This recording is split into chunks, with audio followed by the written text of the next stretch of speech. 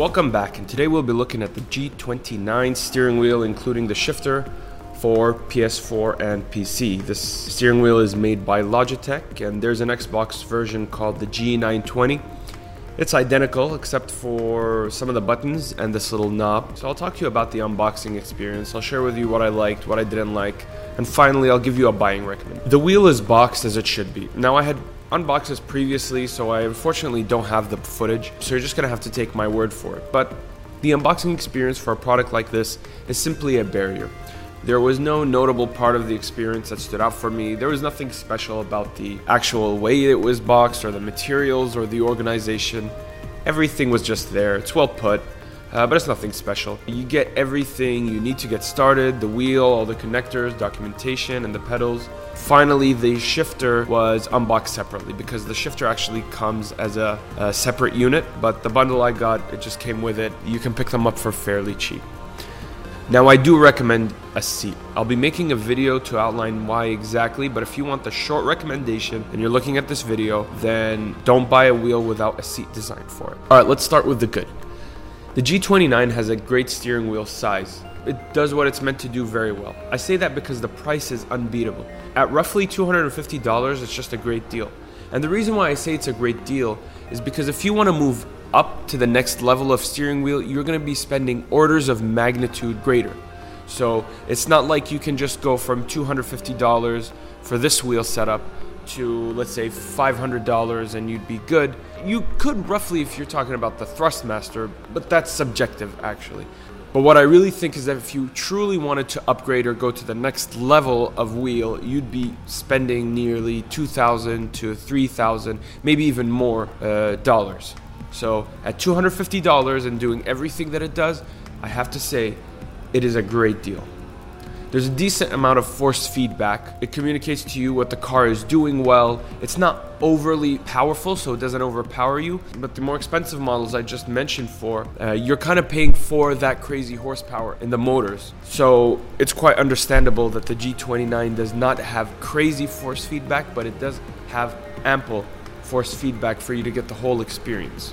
There's also vibration in the wheel from the G29, so if you hit some of the red and white side markers, or you hit a bump on the road and it's programmed into the game, you'll feel the shakiness really well. So maybe if you're on not the perfect line of the track, you can feel more vibration. And I thought that was really cool and unexpected feature, because I know that on the better models you need to buy a custom shaker, and here you have it in that same $250 package. The wheel is wrapped in actual leather, and the paddle shifter clicks are pretty satisfying. They're very sturdy and well put together. When I use it, I never feel like I have to be a little soft on the wheel. The only place where I do feel like I have to be a little conscious about what I'm doing with the wheel is when I'm turning it past the locking mechanism.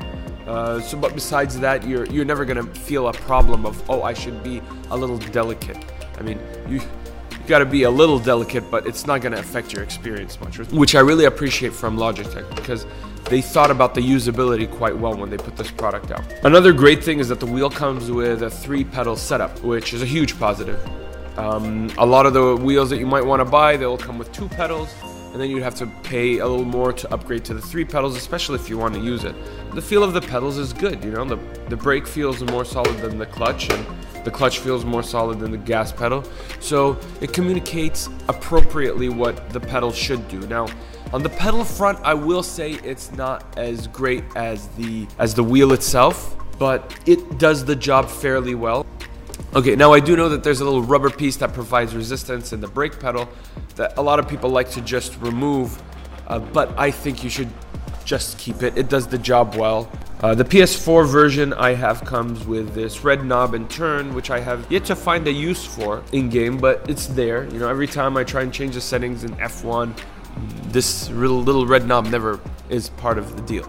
Also, since most of us have a game console, it doesn't require a specific gaming PC processor designed for it, so it is truly plug and play, and that is way more important than we realize, because if you want to upgrade your experience to the next level, you're not talking about just getting the wheel set up and the screens, screens, however you like it, but you also need the processing power to do all that, which means you're likely going to get a dedicated PC for this for the deal. And because it's less portable, you don't want to be plugging and unplugging a PC for different use. So that is definitely a huge positive about buying a G29, is that most of us own either a PS4 or an Xbox, and especially if you're going to be upgrading, well, they can handle the processing power pretty damn well.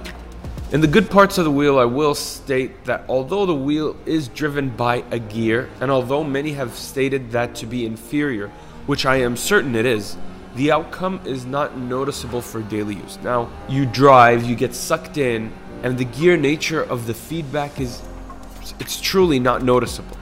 Now, if you typically use a Fanatec wheel or another custom wheel of that caliber, first of all, I would question why you would want to come down to a G29. But if you do, you will definitely notice a difference, and it would be a negative difference because the G29 cannot hold up with those kind of wheels. But if you do not have any experience with racing wheels and you're looking to just buy one to use every now and then, you will not notice any detriment regarding gear-driven or belt-driven. You will just notice that there is feedback and that you can feel what the car is telling you that is going on with it. And having used a Fanatec wheel on several occasions, the main difference I felt was the strength of the wheel. Those wheels are very strong and they're very linear in their delivery of feedback. And that is definitely a huge difference. But coming back and using my G29, honestly knowing that I've only paid $250 for it, makes me feel perfectly fine using this wheel day in and day out. Now, onto the bad. The first thing that comes to mind is that there's a bit too much plastic. It has not failed me yet, but it does feel like some of the buttons are going to come off in the near future. I would not be surprised.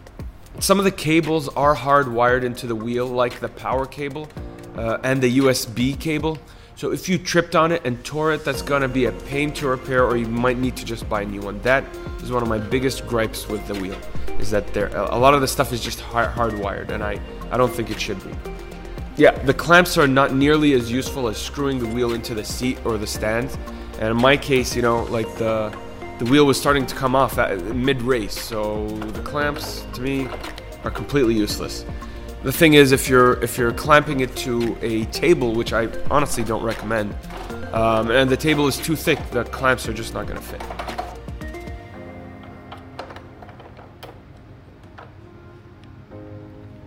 You know, there's these cool shift lights, but they're completely useless as well. You know, you just don't have the time to look down onto your wheel to figure out when you need to shift.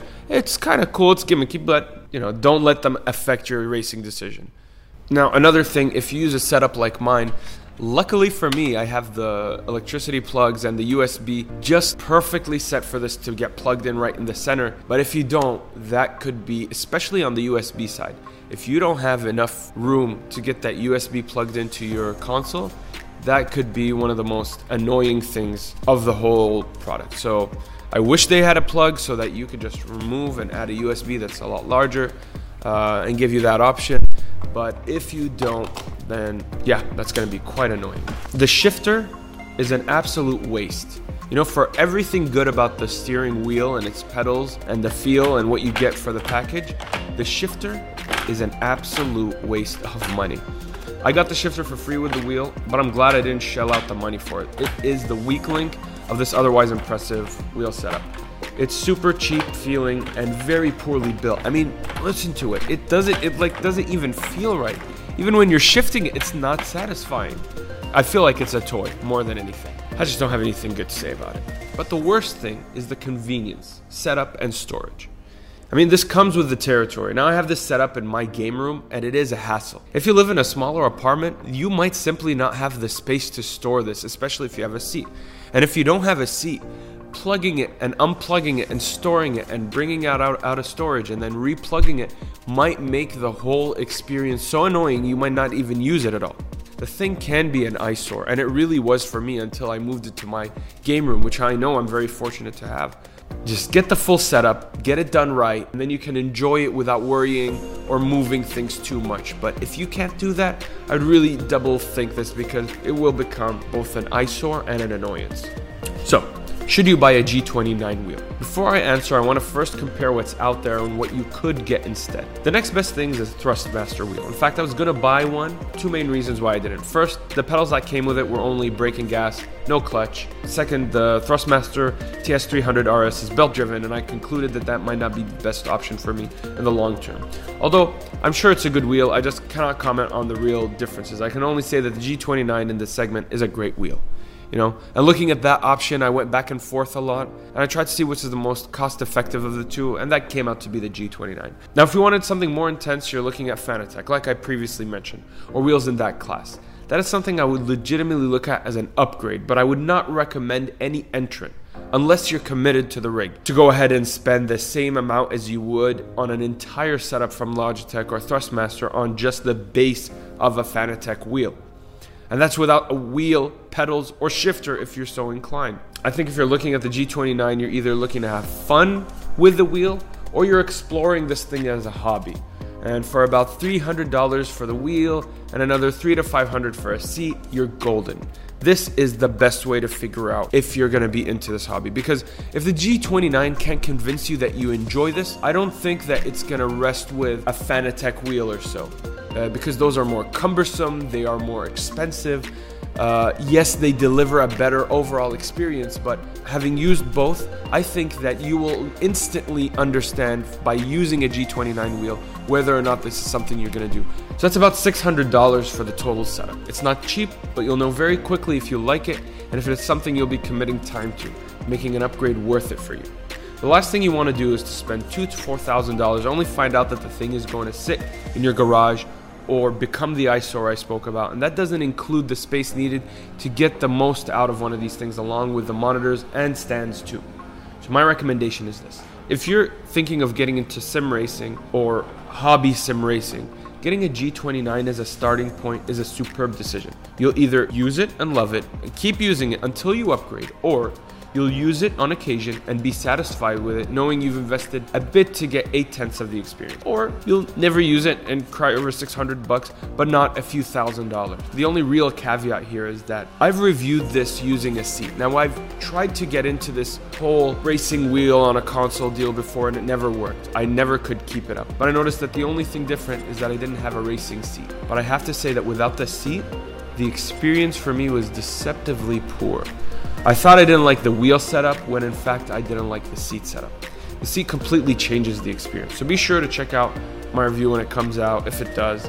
But for me personally, I'm definitely looking at the right rig in the future, but I'm enjoying the heck out of the G29 until then.